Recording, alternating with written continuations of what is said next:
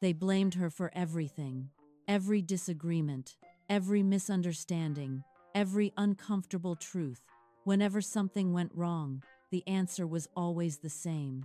It's probably her fault. At first, she tried to defend herself. She explained. She apologized for things she didn't even do. She tried harder. She stayed quieter. She made herself smaller just so everyone else could feel bigger. But no matter what she did, it was never enough. Because when people decide you are the problem, they stop looking for the real one. Her name was Alina, and for years, she carried a weight that never belonged to her. In her family, she was known as the difficult one. Not because she screamed, not because she caused chaos, but because she noticed things. She noticed when people were unfair. She noticed when someone was lying.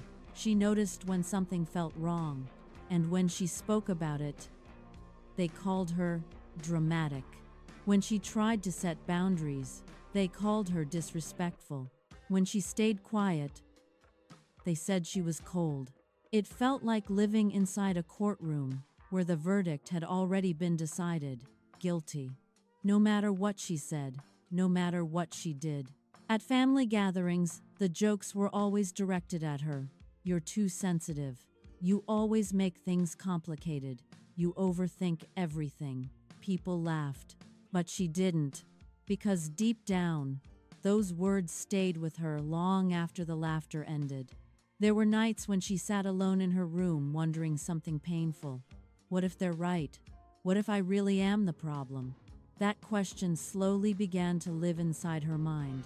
And the worst part about being blamed for everything is that eventually, you start blaming yourself too. So she tried to fix herself. She read books about communication. She watched videos about emotional intelligence. She learned how to stay calm during arguments. She did everything she could to become someone easier to love. But something strange kept happening.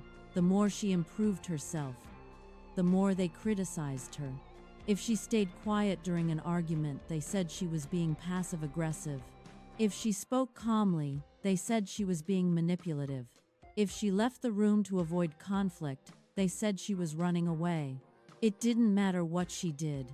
The story about her had already been written in their minds, and she was always the villain.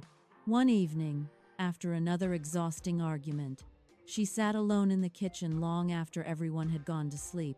The house was quiet, but her mind was loud.